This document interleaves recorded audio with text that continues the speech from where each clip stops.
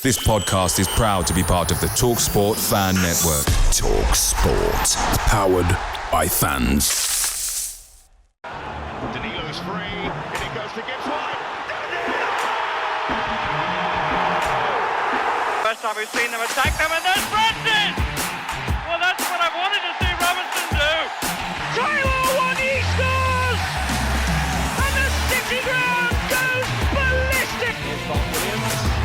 He's through here! And in the end, Forrest will say it doesn't matter how you play as long as you win it.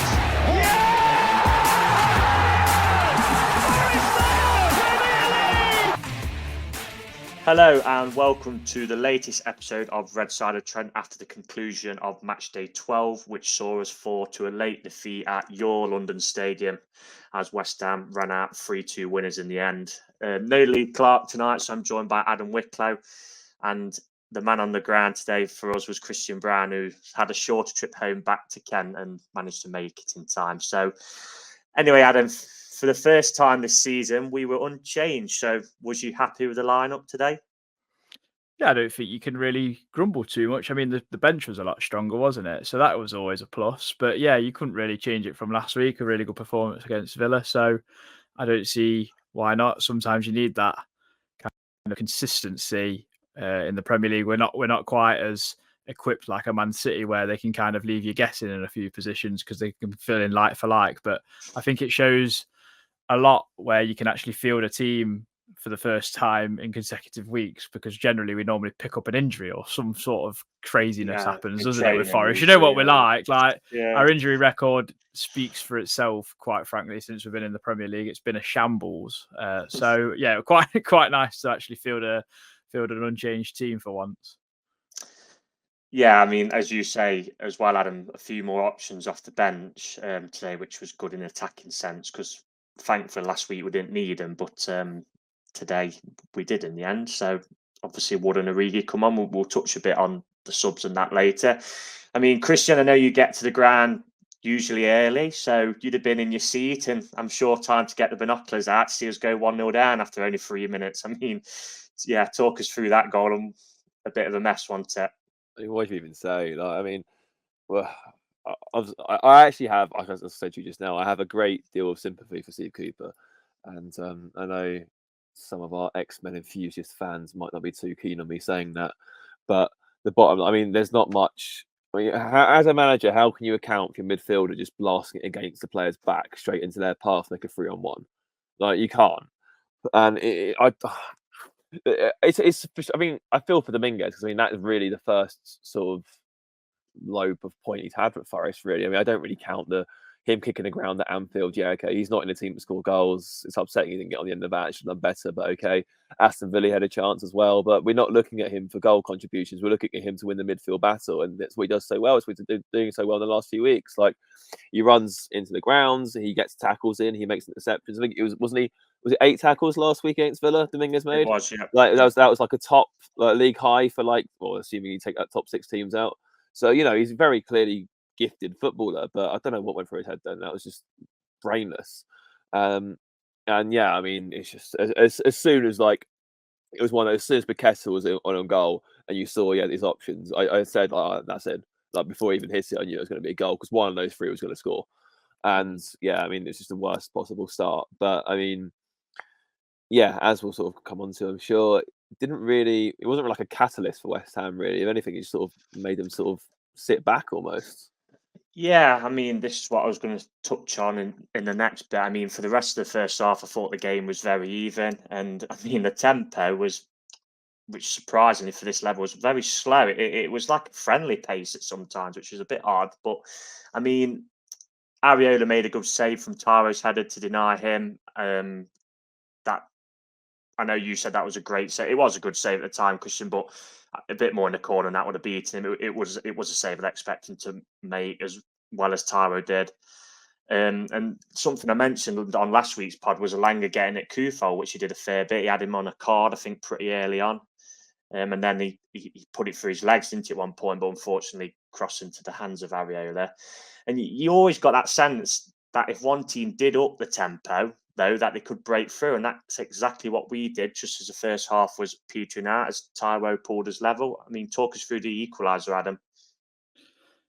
Yeah, I mean, great win in midfield from Sangaré, and I think is it him and Mangala maybe get like around Kudus and kind of force him into a kind of a blind alley almost, and Sangaré nicks the ball off him and then produces a great pass, great weight for Morgan Gibbs White, and you kind of think just hit the target if you can. And I mean, his technique for shooting seems to get kind of scoffed at, doesn't it, a little bit? And that kind of tells, because he kind of scuffed it at goal. But luckily, it's in the right direction, similar to like that goal that Kane scored against us last season, where he scuffed it into the corner. As long as it's on target, it doesn't matter. And the one is on hand to tap it in. And if your number 9's not there at the time, you're kind of fuming at him. But yeah, good to see the big man back on the goal scoring sheet. And not that he had his best half of football, but he's done his job at the end of the day, hasn't he, Taiwo? Yeah, and it was good to go in at half time. Better that ripped up a few notes for David Moyes before half time. So kind of put us in the ascendancy, you'd think, as it did kind of in the second half, though, that turned into a bit of a basketball match. I'm sure we're getting into. Yeah, it's been some Super Sunday, hasn't it, for the neutrals? I mean, the Chelsea City game I just watched was Pete Barker's absolutely incredible. But yeah, as you say, Adam, I mean, Taiwo was in the position where you want him to be for an easy tap in. There's the old adage, isn't there, from former strikers, that if you're just in and around that 6-yard box, you kind of get 10 to a dozen goals a season from just being in the position. So he was in the position to just tap it in. I mean, at first I thought it was going to go like half a yard behind him, and he was going to kind of scuff it. And I mean, he did shin it in, didn't he? So it was a typical one you finish. I don't think he could miss, really. But anyway, I want you to both come in on this, because I've got this image of Roy Keane glaring in my head. But the Sky cameras picked it up at half time, which showed Murillo and Lucas Paqueta swapping shirts, obviously both from Brazil. I mean, is this something that bothers you guys personally, or is it something you feel for people just to moan about? Start with you, Christian. Either of you. No real opinion on it. I mean, I like. It's not like it's their only shirt, is it? I don't really care. It doesn't, as long as it doesn't affect their performance, which it shouldn't do anyway. I couldn't care less, really. Think it's unprofessional in any sense, or are you both going to agree? I'm playing devil's advocate here. I'm not putting my. I just think a lot of it's like mounting out of a molehill stuff. I do agree. Who cares? They've swapped shirts. It's no different to doing it at full time, is it? So. Yeah, I'm in the same boat as Christian. I mean, if you're going to really pick at it, do it like in a tunnel or whatever, so people aren't going to have a go. But to be honest, Murillo and Paqueta probably couldn't give a rat's arse about any Forest or West Ham fan, to be honest, in their opinion. So I'm sure they're not that bothered at the end of the day. It was just typical of the mainstream media in this country wanting that they picked it up because they know it will get a few people's mouths foaming. But yeah, it's one of them things. I think if it was like 3-0 down and he did it, then it'd be a bit of a different case. But we was drawing, so it kind of what it is. It comes on the back of the one in midweek, didn't it? I think the young boys captain had asked for Erling Haaland's shirt at half time. I think when they were a couple of goals down. So yeah, maybe if it was like 2-0 down, it might have not gone down as well. But I thought I'd put it in there because it is a talking point. So I've fed into your narrative, Sky, which you'll be pleased to hear. Anyway, the second half got underway, and I mean, both sides went close early doors in the second half. I think it was Emerson who had a shot which was inches past the post for the Hammers. But we will focus on our chance because this is a Forest pod after all. I mean, quick distribution from Vlachodimos. Have I pronounced that right, Adam? So. Yeah, I think so. The Greek goalkeeper for Forest, who I must say, Christian, was very good at that all afternoon. His distribution, I thought he was quick and he got us away a few times, didn't he? And then there was some good build-up play between Elanga and Taiwo, which in the end saw Taiwo scuff a shot wide. Really, I mean, did you expect the net to bulge in that moment? Yes, I was really halfway down the aisle. I thought he scored. I was like, as soon as it came to him at 8 yards out, I was like, "There's no way." And when I saw him shank it wide, I just dropped. I was like, "I cannot believe what I've seen." Like that is this is Darwin The Núñez. typical isn't it? Tyro Like, finish, isn't it? oh, I don't know why he's not taking it on his right. He just sort of shanked it with his left. He had so much more time than he realised. He could have literally stopped and done his laces at the time anyone was going to go anywhere near him. He had like all the time in the world. Like the whole everything just sort of stood still, just like watched him. Like it's like I'm gonna have nightmares for weeks. I honestly cannot believe how he's done that. I love the bloke. He's icon, but how are you doing that at the football pitch? Like, you're centre forward, you're number 9, you're the main source of goals in the team.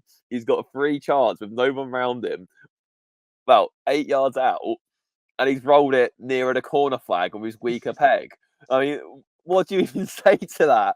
I was like, thankfully, it's weird because like a lot of people will look at that and say, "Oh, if Taiwo had scored that, we could have won or draw 3-0." For example, obviously we aren't to know that because ultimately, less than 10 minutes later, we take lead anyway.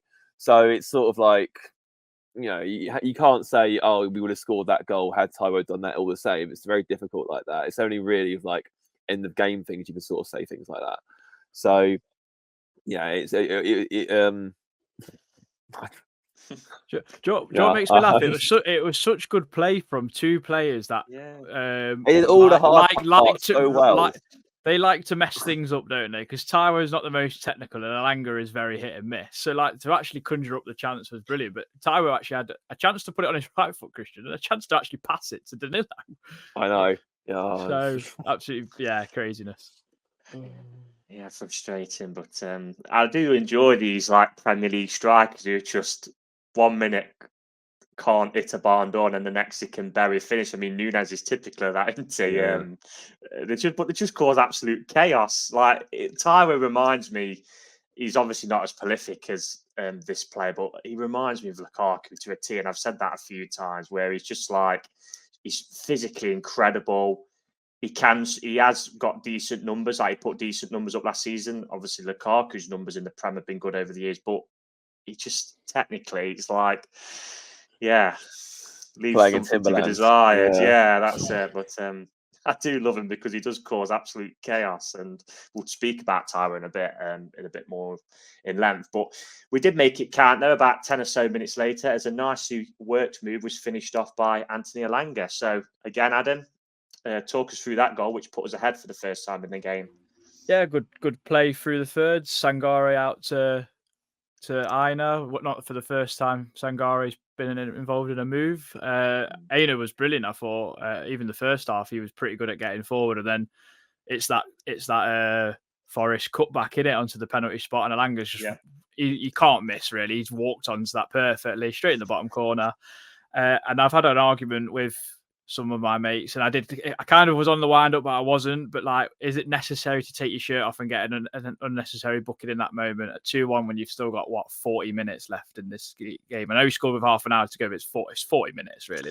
Let's face it. Yeah, with added times and that. Yeah, so 35, like, isn't it? For me, like we have celebrated like we've won the game. In that instance, I get it. Celebrate the goal, but it's a bit OTT for my liking. I just feel like we're a catalyst for our own downfall. You're asking for egg on your face, aren't you? In a sense of celebrating a goal like that. And I know people won't enjoy that. They might not. I don't care. You can feel free to have an opinion with me. Doesn't harm me. But for me, just get focused, because what happens instantly is unforgivable. And that says a lot to me, where you've over-celebrated a goal and you're not focused. No one was focused, because you shouldn't do that at a professional level, no matter what league you're in, for me. I think it's diabolical what happens after this goal. Yeah, I do. Probably not as strongly as I as I think you said it, but yeah. It's the first rant I've ever read on this podcast. Yeah, I get where you're coming from, because maybe for this 5 minutes left, yeah, maybe. But yeah, like you said, Adam, it's 35 minutes left of the game. And then, as we've said on this podcast many times, I mean, how many goals have we conceded where it's literally his own fault? And that is what has happened. So we're going to get into that, because, I mean, the lead, unfortunately, lasted a couple of minutes at best. As James Ward-Prowse's corner was headed in by, 5'9" Jared Bowen. Talk us through that one, Christian, and just a disappointment of conceding so soon after the euphoria of scoring. It was, I mean, like I said to you in the chat, I was like, we're going to lose this now. You could tell. You got to watch Forest lose this now. The most Forest thing possible. You show all this mental resilience. You play so well. You're so competitive. You win your duels. You get up the pitch. You cause problems. You come back from a goal down at a team who have just won a trophy last season to go 2-1 ahead in their own backyard, and then you fold like a deck chair within seconds. That is literally the most Forest thing you could possibly think of. And yeah, I mean, I haven't actually seen it back, so I can't tell you for sure. But all I saw is, like I said, the ball came in. Bowen seemed unmarked. And again, quite how Bowen. I mean, yeah, fair enough. He's 5'9", but we all know he's West Ham's biggest threat. Arguably, you get someone on him, surely. So I just found that it was just very frustrating. And there was someone next to me. Oh, could the keeper do more? I was like, you joking? Like, it's a free header from like 5 yards out. Like, I don't think anyone's getting on the end. Anyone's doing anything better there. So yeah, very, very frustrating. I mean, we just barely finished celebrating, and suddenly you're going, "Oh Christ, here we go again." Right. Yeah, I think that's why it was. I mean, I was saying on my Twitter, I thought the game was there to be taken. This is from a Forest perspective. I think West Ham fans would have probably felt the exact same. And when we got 2-1 ahead away from home, the crowd was a little bit restless. There was moaning when they went back a few times. West Ham, you could hear on the telly. You just felt like if we'd have kept it tight for 5 or 10 minutes, I think we generally would have seen the game out, because I think they would have, the frustration might have not boiled over, but you know what happens when the crowd gets frustrated, players start taking a heavy torch and the pressure's on, and the pressure would have been on them. So to concede, and that got the crowd back up. And I mean, yeah, we'll come on to the rest of the game now, because after that equaliser though, Adam, I mean, it gave the impetus to West Ham really. And to me, as soon as we took Tyro off with 15 to go, and also the 3 subs at once again, which I've seen a few people question on social media, I mean, we seemed to struggle to keep hold of the ball. We couldn't make any passes, and we just couldn't make it stick up the pitch, and it kept coming back. I mean, the last 15 saw Ola Aina's mistake. Very, very lucky not to be punished by Thomas Soucek, who hit the crossbar. I mean, we then seemed to allow James Ward-Prowse, who is without doubt one of the best set pieces in the league, countless chances to get the ball into good areas, which he did numerous times. And in the end, it was the Czech midfielder Soucek who did punish us with 2 minutes to go as he headed home from a corner. I mean, did you feel that goal was coming? I know Christian has just said he thought we'd lose when it went to 2-2. And I mean, talk us through that goal from your perspective. Yeah, our arses fell out, Reiss, to be honest. Like, as soon as they scored a second, we just seemed to hit the panic buttons, didn't we? Like, Mangala, Sangaré and Dinero couldn't put a foot on the ball and kind of have any calm. Murillo going off didn't help either, because he's someone who oozes confidence. And I mean, losing him with a hamstring injury, I just hope it's not too long. And then the 3 subs obviously come out. Murillo's having to go off injured. It looked like Aina were bollocks, and Taiwo is just still coming back. So he looked shattered as well. And I think that just gave so much impetus to West Ham. And you build a momentum when you just keep conceding corner after corner after corner. And literally, it was like James Ward-Prowse had got. Well. It was like he got a bag of balls and was just practicing. He was just swinging them in all day. And I mean, to be fair, until the Bowen corner that he'd scored from, we defended reasonably well. I thought, like, we were getting our head to the first ball. If not, like, Vlachodimos was half clearing it. We got maybe a bit lucky every now and then, but generally we was doing okay. But if you're going to give someone with that much quality that many opportunities to do it, it's with West Ham such a big team with like Zuma, Soucek, who obviously gets on the end of it, Aged, Antonio, who'd come on. They're bound to have a chance at some point, but it's just poor marking again. I don't know who was marking Soucek. I've not actually seen the goal back properly yet, and like watched it in detail. But surely got to put someone like Willy Bolly or Moussa Niakate on him. He's the biggest guy on the pitch, for crying out loud, and it's a free header. He's got the freedom of West Ham to nod it in, and nothing you can do. Goalkeeper can't do anything. It's a bullet header. What more can you say, really? It's just poor from us again. Poor set piece defending. Did you say Bolly was marking for that goal, Christian, or am I mistaken in that? I thought it was Bolly, but I could be wrong. Like it was again, it's very difficult to tell. Yeah. You sort of as you could sort of see, it's like hang on, we sort of said like, hang on, Bolly's not got anyone, but I haven't seen it back, so I could be completely wrong here. He might, might just been might even go for someone else or with someone I else. I don't know. know. I should have watched it back. Well, I'm still too frustrated. That is an annoying part of this pod, isn't it? When you're doing a podcast, if we do get beat, you kind of have to watch it back rather than trying to forget about it. But yeah, I think I know both the goals were just unmarked headers, weren't they? And yeah, Like fair play really to West Ham if disappointing. they've worked on it, because it seemed like they were putting up Well, like they're going to blockers and have screens because and stuff like that. But it's a massive weapon, isn't it? yeah, but like I said, he's one of the best. There'll probably be some people out there who think he is the best in the league at set pieces. I'd argue Kevin De Bruyne until the cars come home, but he's injured at the minute, so he's definitely up there, and he's probably as well got a point ante to show to Gareth Southgate because he wasn't picked in the England squad again this week. So if he keeps, as much as I think, I'm going off on a tangent here, but as much as I think Southgate's squad is probably near enough picked for Germany, if he keeps playing how he is, can he not pick him? So You got kind 9 of assists proving a and point, man. To nine, yeah, 9 assists and now. yeah. But yeah, that's the end of the James Ward-Prowse thing anyway. But that was finally the end of the scoring, and we did huff and puff in stoppage time, but to no avail. I mean, Divock Origi forced a decent save from Areola, but one I'd expect him to make, and he may have been a better option for Tyro, but it is what it is now, unfortunately. We are going to speak about what we've just spoken about, set pieces, though, but to round off the match review. Only the one goal from us this season from set pieces, which was the Willy Bolly goal at Manchester United, which, I mean, let's be honest, I don't think he knew much about it at all, didn't he? I think it hit him in the face. So, I mean, for context, West Ham have today scored double from set pieces than we have in all this season. Is that something that you'd say needs looking at? Who takes them? Are you guys happy for Gibbs White to carry on taking them? Whoever wants to come in on this one. I think Gibbs White is going to be made a scapegoat for the fact that we're not scoring from set pieces.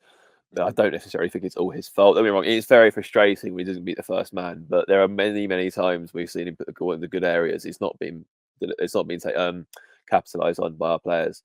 So I think the biggest concern for me is I think that's the 7th goal we've conceded now from set piece this season, which is a league high. Poor. That is Oh, really that's really poor. poor, That is. I mean, no, even with those teams down there beneath us, that is something that can pull you into relegation trouble if you keep shooting from set pieces. Because that's like, I think I was saying on the way out, like, had Jared Bowen like waltzed past 5 players and scored twice, I could have taken that better than conceding 2 goals from 2 set pieces. Because at least you've made them work for it. Like, it's as simple as putting a ball into a box. That's it. Like. And it's been a problem for a while now. Like, I mean, as I say, I can't remember the last time we scored from the corner. Like that body goal, I mean, yeah, fair enough. But I can't remember the last time we scored a free kick, either direct or otherwise. I don't think we've done one since we've been promoted, actually. I don't think so. No, so like, and I mean, these things. Don't get me wrong. I'm not saying I'll just go out and buy a specialist free kick taker for the sake of it, because those chances might not come up in a game necessarily that much. But equally, it does feel as if we're looking at how to improve the team, someone will probably say to you, Forest set pieces are really poor, and they'll probably say they're not scoring enough from them and they're conceding far too many from them. So ultimately, that's what you're going to have to tighten, because there's no point. This is why I feel very sorry for Cooper, because there's no point doing all that work on the training fields where you get the team playing competitive, you get the team winning your duels, you get your midfield working as a unit together. You get Danilo. Danilo was brilliant today when he came on. The way he was joining up attacks was phenomenal. Sangaré was dominating that midfield. He was excellent. Mangala as well. There is absolutely no point then putting in performances like that if we're going to concede 2 goals from a set piece. It's just pointless. So that must be so infuriating for Cooper and his coaching staff going home, because they must be like, "What? There's not much more we could have done." Forest weren't bad today. We were actually pretty good. It was at best even. I would say really we probably edged it, especially at the start of the second half. Like the fact we come away today with 0 points is like a disgrace really from our side of things. Like there's no excuse for it. Like Adam said earlier, it's unforgivable from the position we were in. And that's, again, like going off on another tangent, I said, we've bottled the lead against Luton. We've bottled the lead at United, albeit with contentious referees. We've bottled the lead today. Like, so clearly it's maybe a mentality issue as well as a set piece issue, which is causing Forest some issues. I think the worrying thing is sorry, is Sorry. we bring all 11 players back into the box for a set piece, yet we still let 2-3 headers go in. So what are they doing on the training ground when it comes to defending? You may as well leave 2 players up if you're going to concede that easily from them. At least like make opposition teams have more players out of our box. You know what I mean? It kind of just you kind of, it's a recipe for disaster because there's just like so many players in there to muddle things up, in my opinion. For me, that's why I'm going off. But we've got someone in Andy Reid who was a set piece specialist for us on our coaching staff. You'd think he'd be someone doing something with Gibbs White, with maybe Toffolo, who's obviously been labelled as the best crosser of the ball at the club by Cooper himself.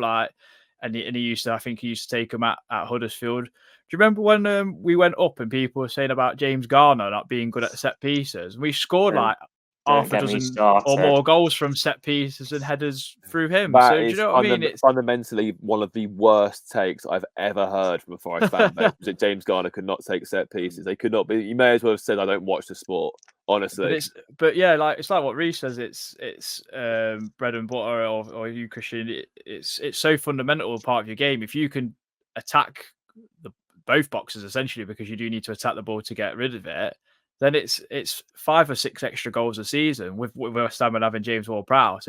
It's like a dozen or more because he's so good and they've got such a big, tall team. So it's such a weapon that we're really not utilising. And I mean, yeah, Gibbs White is definitely a scapegoat for that. But equally, players need to take responsibility for attacking the ball in the area as well when he does get it right. And to be fair, I think he has actually improved this season. But yeah, he's definitely getting that brush tarnished with him for that in that particular thing that's not going right.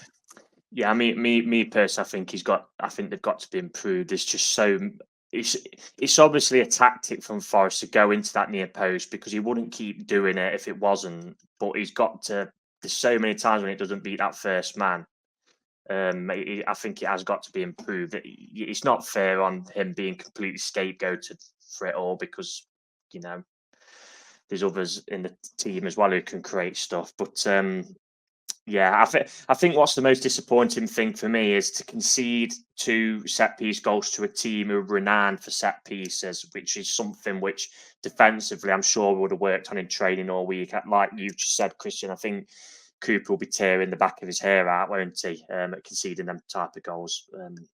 So just really frustrating. But yeah, I mean, as we said earlier, it's like 90% of the goals we concede at this level are just mistakes from us, aren't they? I mean, when's the last time we've been absolutely carved open and you think, oh, what a move that is like?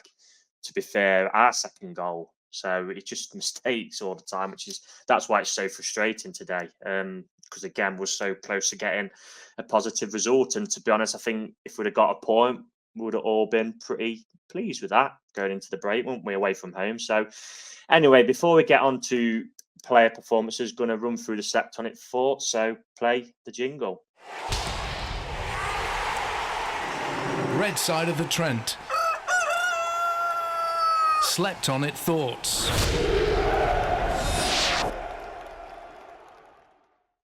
Right, anyway, I'll run through all of these before we get on to play performance, as I said. So starting with James Parker, very frustrating today, especially after coming back to take the lead. Poor decision making and being unable to mark from set pieces have cost us today. Not sure why we were sitting so deep when at 1-1 we were comfortable in the game, made an average West Ham team look good. I think it might mean 2-2 there. BCP, game showed we are very likely a lower mid-table team, which many will label as progress, but bringing on Wood was a mistake as off as little. Credit Moyes for bringing on another forward, outsmarted Cooper with the subs. I think Moyes would be under more pressure once at home, to be fair. Joel can't get too high that early in the game, even after a great goal, what you mentioned earlier, Adam. Danny Tring, Gibbs White has 1 assist and 0 goals this season. He's taking every set piece. Is this good enough? Just obviously spoken about this. Poor marking from set piece cost us. Some positives, nice finish by Alanga. Hoping Murillo's injury was just precautionary. Josh Parts, any Cooper shots are ridiculous. Sloppy passing to the first. Not sure what Dominguez is doing. It's not like Cooper will be telling them to foul in dangerous areas or give away corners either, knowing the threat from James Ward-Prowse for the other 2 goals. Lewis Morris, tough one to take that. Played really well for 70 minutes, then lose concentration after we scored to make it 2-1. You simply can't give James Ward-Prowse that many set pieces. It's a cheat code. Overall, half-decent performance, regroup over the international break and go again. Tricky leagues. Steve Cooper is in the big boys league, and with this squad, he's a newly passed driver who has been given a Porsche. Yes, it will look good every now and then, but it's going to end in disaster because of lack of experience. A bit harsh, that one. Cares Cooper's fault or not, tactically wasn't there. We know the threat from set pieces, so why wasn't there a plan in place? I mean, I'm sure there would have been, but what can you do when players aren't marking from set pieces? Craig, against set piece specialist defenders on post from corners is vital. I do agree with that. Trying to win the ball would help too. Dan Robinson, frustrating to have 3 subs done at once again when we are looking decent. Destroys our rhythm every time. Premier Elliott, suppose it was a much better display than last year. Well, it couldn't have got much worse, but we seriously need to stop losing the ball so much, and Morgan needs to stop trying to win the game on his own. Question for you, if Toffolo is the best crosser of the ball, how come he's not on corners, etc.? Something I will touch on with Toffolo's crossing, I've seen this mentioned by a few. He had a couple of chances to put the ball in the last seconds twice, and there was both not very good balls, to be fair. So, yeah, just for balance and all that. JNFFC, why does Morgan Gibb White take free kicks and corners? Simply not good enough. We deserve to draw today. Capanosity, more points dropped from winning positions. Game management issue, a collective responsibility. Individual mistakes are not. The simplicity of the goals conceded make me mad. James Ward-Prowse gave Morgan Gibbs White a dead ball tutorial. How are Forest still so bad at set pieces at both ends? Positive, buried. Andrew Clark gutted. Ward-Prowse set pieces with a difference. I think we deserve something out of today. Again, we were competitive in an away game. Sammy Amiobi, not the actual one, but we need to practice defending and not bottling the lead desperately. We were good at it last season. This season has followed suit so far in throwing points away. Despite this, we have improved evidently and are far more competitive. Thomas Flower, very frustrating, always in the game until we went in front. Should have had a point at the minimum, but it was coming and we kept conceded set pieces. I do agree with that. Timothy, if Cooper describes Toffolo as probably the best crosser of the ball at the club, then why doesn't he take set pieces? Mind-boggling to me. Alex, mentally fragile. That's it. That's all. And finally, Callum Shura met in Eindhoven. He said, can I add this point to the podcast? Tactically, we need to be aware that their asset is set pieces, which we've kind of just gone through, haven't we? So thanks to everyone for getting them in without the night's sleep. I mean, hopefully there'll be no Ofcom investigation for false advertising, but yeah, they're all the Select On It thoughts from this week. I thought I'd give everybody a read out. But anyway, going to move on to some player performances. So we'll start with you, Adam, with the man mountain that is Murillo. I mean, hopefully not a bad injury for him and for us. I mean, what did you make of him today? And also overall, would you say to ease expectations, or are we going to go all in on him and say he's going to be the next, I don't know, Fabio Cannavaro? I thought overall he was pretty solid. First half, he was playing some very saucy balls, as I described it. I mean, there was one where he pinged it out to Morgan Gibbs White, like it was like a curler. And I was like, where's he seen that kind of thing? And I love that he penetrates midfields with that pass in through the thirds. And yeah, he's pretty calm in here. I think he got away with one a little bit against Jarrod Bowen second half, where he kind of like manhandled him. But that was it. I have no idea how the ref didn't give a free kick for that. he did make some strange calls today, the ref did. Yeah, he was bad for both sides, to be honest. But I thought Murillo was fairly solid. I think from set pieces, to say he's not the biggest centre half, he actually probably won quite of the first contacts in there before Bowen's goal. And I think him going off kind of killed us a little bit, because he he kind of exuberates calm for such a young player. He's got so much confidence and kind of like knows how to slow a game down almost on his own, which is quite a unique skill set to have at such a tender age, and someone who's not played a lot of football in his career when you actually look at how many games he's played. So hopefully the injury is not too bad. Luckily he's not going away on international duty, so hopefully he'll recover by the time we come back for Brighton. But yeah, overall I thought he was decent. there's a lot to come from him. I'm sure there's a lot of teams looking at him and looking at his progress with us. But for now, he's with us and he's got a long contract with us. So I'm really excited to keep seeing him develop. Yeah, there was already picking him up on Sky as like a key player for us, which was always kind of Gibbs White wanted last season. So, yeah, I mean, Murillo, obviously, I think for me he's been like a midfielder in Brazil, and they've looked at him and been like, actually, you're really stocky, so you can play at the back, because you're really stocky and strong. So because he can. I think he could probably easily play midfield, couldn't he, really, Murillo? Yeah. A bit like Edison in goal for Manchester City. But yeah, he's what we've seen of him so far. He looks a really positive signing, doesn't he? I mean, what was it? Was it 13 million euros? I think it was something around that. So just over 10 million, maybe. It seems a snip, doesn't it? And it was something that Nathan says where if he was kind of playing in Europe already in one of the top 5 leagues, that value you'd probably be looking at triple the value already. So yeah, hopefully, like you said, I'm not a bad injury or anything, because that would be bad for us. Christian, I mean, I called him our most important player on the last podcast. He was back amongst the goals today. I mean, do you agree with me on that? And also that we missed him when we went off today, and that man is Taiwo Awoniyi. What did you make of him? Oh, definitely. I mean, I couldn't believe I think one of the main issues we had today as well was that when we made our subs, there was no pace out wide. There was no pace in the forward areas at all. So also Taiwo does like to drop deep quite a bit, but which to help join play up, and obviously Wood doesn't or can't do that.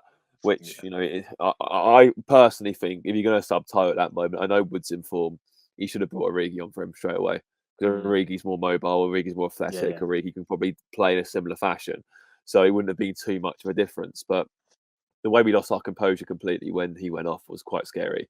As to how he played, first half, actually, I was a bit sort of like, before he scored, I was like, doesn't look quite at it. Like, he wasn't holding the ball up as well as we know he can do. His passes, like, his layoffs weren't finding feet. But then he did score. And then ever since then, everything he did turn to gold, apart from that one finish. Like the link up with Elanga was brilliant. After that, like there was one point where he, I mean, the referee, it's another matter entirely, but he sort of just dropped into our half and just sort of held off 2 players, won the ball, and then found feet. It was like, goodness me, like that was brilliant. Like, got on, Big T. So yeah, a bit of a mixed game for him. If I felt like maybe like, obviously say strikers live off goals, don't they? So like, and when they go a few games without, it might get a bit antsy and stuff like that. And I think maybe that's what happened with him, because the difference in his performance after he scored compared to before was night and day.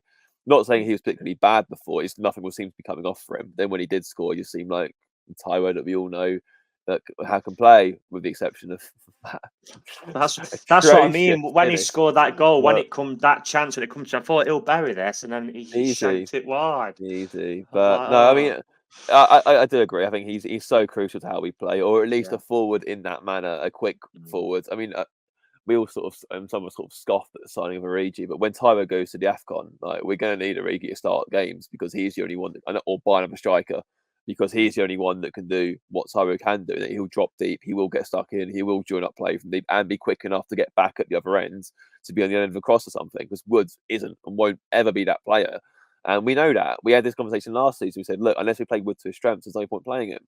So, yeah. Going back to your point, yeah, I'd say I'll still give him a 7 out of 10. Taiwo, I still think it's a crucial goal he got for us, and his performance after that goal was very, very good. Do you think he's his most important player, or is that something you disagree with? I say he's definitely, I don't think you can maybe isolate one player per se, but I think if you were to obviously to put your spine together, you'd say Vlachodimos. Right now, probably Murillo. Gibbs White, to be fair. Yeah, Gibbs White, and then Taiwo. So if you take any of those 4 out, it's going to be problems. So yeah, I think he's definitely in the conversation. I just think like when he's not in the team, and this isn't Chris Wood's fault at all. It's just Chris Wood isn't really how we want to play. I know he scored 3 goals this season, and against like teams where you've got to maybe put the ball in the box more, like Sheffield United and Luton, he is maybe ideal. But Tyra just for me offers us so much. As sometimes as bad as he is to watch on the eye, just it's just chaos, and it's just brilliant. And I always feel with him up front, I feel confident something is going to manifest itself, even if it isn't a goal. It's just going to cause issues. And yeah, when he went off today, and as well with the other changes, Murillo and Aina coming off, I just thought we dropped kind of deep like we did against Luton again, and frustrating. I just wanted to touch on Awoniyi as well. I kind of liken him to Mitrovic's influence at Fulham, really. You look at what Fulham are doing this season, they're very much in the same boat as us. Like, everything else behind the striker seems to be pretty good, but they've lost him over the summer. And Raul Jimenez is not really replacing that. So they're struggling just as much as we are when we've got no Taiwo. So it's kind of, that's how important he is to us, and like you guys say, how he plays. But we are light out wide, and then like to bring players on with that, which to bring on that pace, like we can't get Callum Hudson-Odoi back quick enough. Really, hopefully he's back after his international break, because we do need him. Yeah, I do agree. It just gives us that option, didn't he? And we didn't really get Elanga running at Kufal, did we, in the second half too much, which was a shame. It's something that we didn't do when we had Hickey on a yellow card earlier on in the season against Brentford. But just so frustrating. I'll get over it. Anyway, final one for you, Adam, is a man who has had his off the field issues, and someone who I think many saw as really a squad player. I mean, some maybe even a squad player at best, but someone who's got a chance and he's kept hold of his shirt, and that is Harry Toffolo. I mean, what did you make of him today, and also over the last few games? Because we didn't really mention him in the last pod, so I thought I'd give him a mention today. Yeah, I thought he was pretty solid. I'd have liked him to get forward a lot more and kind of take Kudus away from Elanga, because Kudus quite liked getting back and helping Kufal, and actually was quite aggressive in the tackle sometimes. I think Kudus was quite actually lucky to stay on the field in some respects. Yeah, it was close, wasn't he? Yeah, I mean, he nailed Elanga in the first half, I think it was, and then he obviously got his yellow card eventually. He handballed one, and yeah, I think if Toffolo kind of like made those overlapping runs or underlapping runs with Elanga and takes him away, then it kind of would have helped. But he kind of held back a little bit. But I think one-on-one defending, I thought he was fairly okay today. I don't think like Bowen or Kudus got around him too much in terms of a one-on-one 1v1 battle.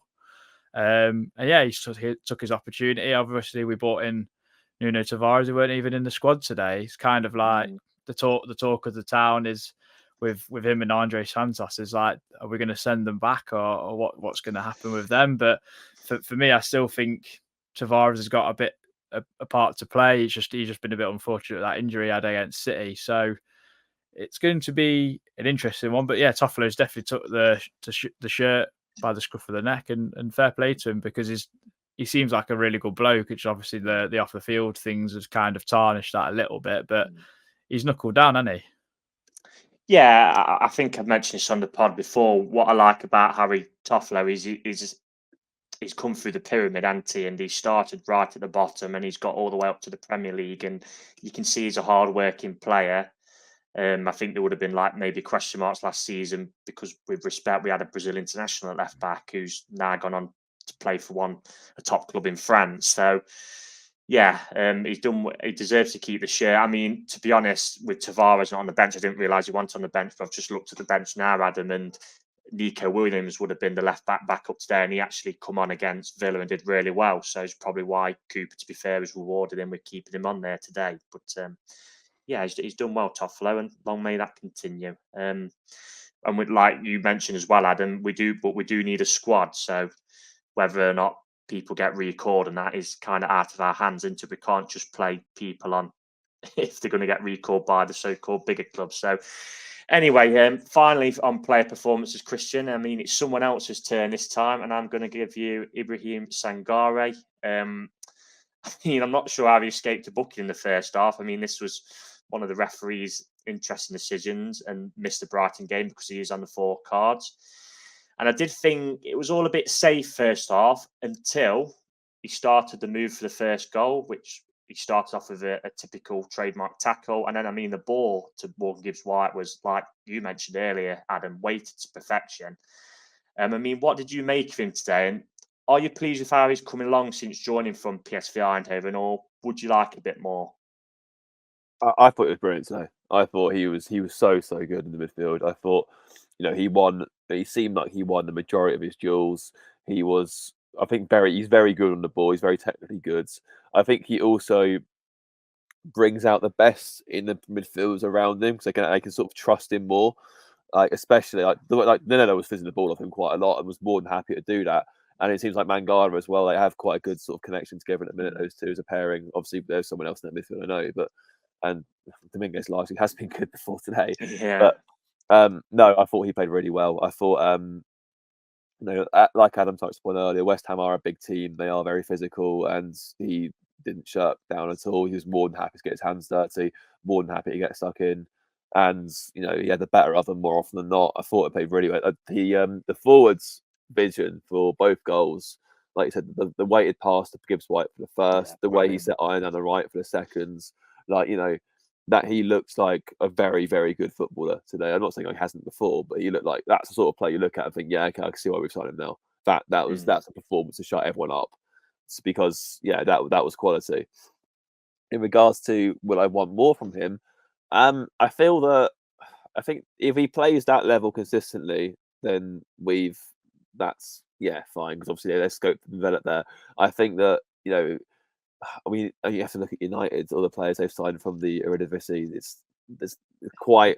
I think the last good player from the Dutch league to come to the Premier League was probably Luis Suarez, and that was 7-8 years ago.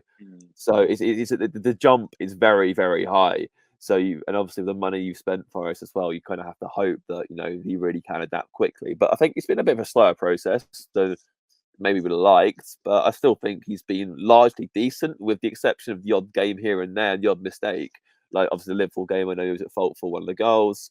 I know obviously at City he was booked and hooked after an hour, but that was primarily because Roger had been sent off anyway. So he has had his low lights, if you like, but I do think the good have far outweighed the bads. And today he was just very, very good. It was like one of those. There was times today where you watching Forest were like, we're actually being seriously competitive here. I don't mean to like paint West Ham as this like giant club, because they aren't and never ever will be, but they are ultimately, they've been in Europe for the last 3 seasons. They've won a trophy in Europe.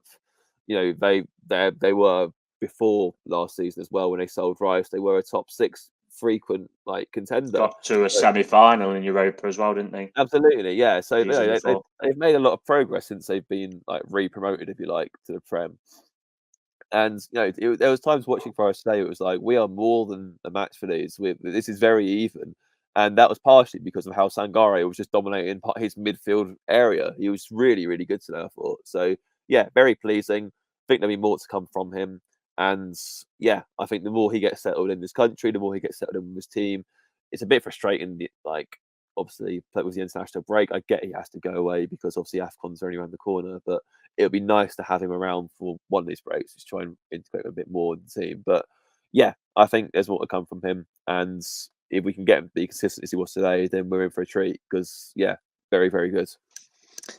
Yeah, well, he made a combined today of tackles and interceptions of 7. I mean, he made 5 tackles alone today, which was the best on the pitch. I'm just looking through the stats now. I mean, the next best for tackles and interceptions was Koufal, who made 4. So he's nearly double his, and he was second best. So, I mean, what we kind of signed him for, I thought today showed that. I mean, the pass to Gibbs-White was a world-class pass, literally weighted to perfection. It's just a shame we've got a bloody international break again now, isn't it?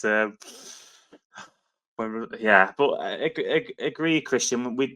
That's why it's so frustrating. And I'm not coming on this pod frustrated in the fact that, well, I am that we've lost the game, but because we played quite well in periods, and it's due to his own downfall why we've lost that game. You know what I mean? And that's why it's so frustrating, not because I think I'm entitled to get results today, because it was going to be tough, because like you say, we're against a team who are playing in Europe, and to be fair, I know they sold Declan Rice for, what was it, 110 110, 120 million maybe in the summer.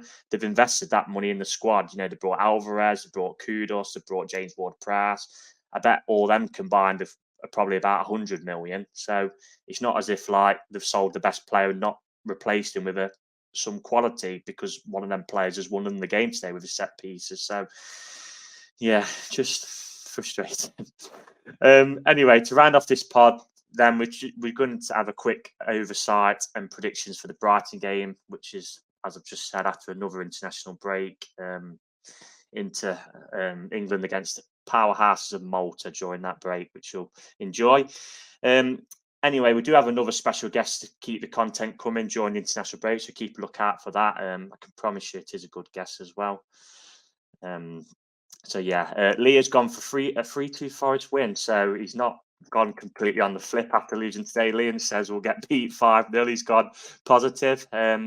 Little stat on Brighton: there was only one of the only 5 teams not to beat us last season, along with Palace, Chelsea, Everton, and Southampton, with us running out 3-1 winners last time we played them. That was also at the City Ground. They've surprisingly drew 1-1 with Sheffield United today at home, but they did play with 10 men for over 20 minutes, but that is a definite coupon buster into that one. I'm sure you'll be doing a preview, Adam. Have you managed to find a Brighton fan? Yeah, Christian's contacts from the charity game has come into fruition yet again. Is it Fat Boy? Is it Fat Boy Slim? Is he coming off? I don't Sadly, think he will not be praising No. us. No, I know. Yeah, I don't think he will, unfortunately. There's a little pun. Anyway, we'll leave like the analysis for that show, which will be in a week or so. So Adam, give us a prediction and a bit of reason behind it if you can. It's a difficult one because obviously international break, you don't know who's going to be available from both sides. But Brighton are in a bit of a lull. I mean, you'd say that about West Ham in the league, but actually they've been winning games in between in Europe and in the cup, so they kind of weren't, and they were. It's a difficult one. Whereas Brighton are kind of in a similar boat where in the league they've kind of stumbled a bit, but they're beating Ajax back in Europe, very much like us. They've drew the last 4 out of the last 5 games, and they've drew all the last 3 against Everton, Fulham, and Sheffield United. So, especially with Everton and Fulham, probably teams similar around us, you'd say. I know that won't go down well. But I look at Brighton and a game at home where I'd like to back us because we're at home and I back us to beat anyone at home. We beat Villa, like not comfortably, but we kept them at an arm's length. So I don't see why we couldn't do that to Brighton. And I think we've got a team that can dominate them physically a lot more than they used to, because they've not got the midfield. They've got more technical players in that sense. So hopefully we can get a win and we can kind of ruffle some feathers in their camp. I mean, we're going to see some Barcelona talent in Ansu Fati playing at the City Ground. So that's a new one to tick off your list if you're into that sort of thing. I'm going to stop waffling. I'm going to go with another 2-0 win at home though. 2-0 against Europa League Brighton. What about you, Christian? I think that the only thing that concerns me is that we do seem to have a bit of a lull after international break because we have so many going away. But Brighton don't quite seem at it at the minute. They I don't know whether it's depth or whether it's the fact Europe. Maybe Europe too, or maybe the fact that as good as the Serbian manager is, even he can't help the fact that selling your best players every year normally comes at a price eventually. But I'm going to be bold. I'm going to say we're going to win 2-1, like I did in the West Ham game. I think that it's just hopefully you just have to hope Forest don't act like idiots towards set pieces. It'd be nice. But I'm a bit surprised by Brighton this year because they have the capability to blow teams away. They struggled at Everton last week. They obviously struggled today against a really, really poor side at home. They've not quite been firing on all cylinders. I mean, normally that means that they're going to come to Forest. We'll be Charity FC again. They'll win it 6-0 and go home happy. But hopefully that won't be the case. I know, like they reinvest, don't they? But they've had the heart of the midfield ripped out for starting. McAllister and Caicedo both left. I know they've got, especially for Caicedo, incredible money. But and I know they always go with a mantra of you can keep replacing players, but when you've got a core of a side, there is going to be a bedding in period, as we've seen with us. So So yeah, I mean, just speaking of the international break, so we've had 2 already this season. This is the last one, thankfully, this year now until March. But we came back after the first one and drew 1-1 with Burnley, and we came back after the second one and drew 2-2 with 2-2 with Luton, that infamous game. So it all points to a draw if we go on that stats. But I mean, again, I'm going to be same as you guys. I'm going to be optimistic because I think as well we seem to perform better at home when we are the underdog. Brighton with the bookies, I'm sure, will be favourites for that game because of their stature they're in Europe. In Europe, I can't get the words out now. And I'm going to go. I did put down 2-1, which was same as you, Christian, but I'm going to go for 3-1. Why not? Same score as last season. That'd be nice, wouldn't it? And then it's 2 home games on the trot, isn't it? So it's Brighton and then Everton. So if we can get 2 big games. I think in them 2 you've got to be looking at a minimum of 4 points, aren't you? To be honest, as a minimum. They'll come the opposite way around as well. We'll beat Brighton, we'll draw to Everton. That's what. Well, to be fair, I mean Everton's away form is actually pretty good. I think they've won a few away from home now. I mean, they beat Palace away, they beat West Ham away, they beat Brentford away. That's the last. Apart from the Liverpool game, they've won 3 out of the last 4 away. So, you know, they made it life difficult for us last season, didn't they, Everton, to be fair to them, which is typical Sean Dyche performance of hard work and physicality. And yeah, so Brexit. To be fair, he's doing a good job there. In my opinion. He's doing really well. Because I know a few weeks ago on TalkSport, there was an absolute crisis, and with this pending apparent points deduction, for them to pick away wins up at Brentford, Palace, and West Ham. Fair play to him on that, Sean Dyche. Anyway, that's it for this episode of Red Side of Trent. As we've said, unfortunately, there's now an international break again, and we've got to stew over that result for a couple of weeks. But as I said earlier, keep a lookout for our special pod after this review to keep you busy. We'll probably be releasing that at the back end of the week. So give you time to listen to this one. And we'll see you next time after the Brighton home game. Take care and come on, you Reds. This podcast is proud to be part of the TalkSport Fan Network. TalkSport. Powered by fans.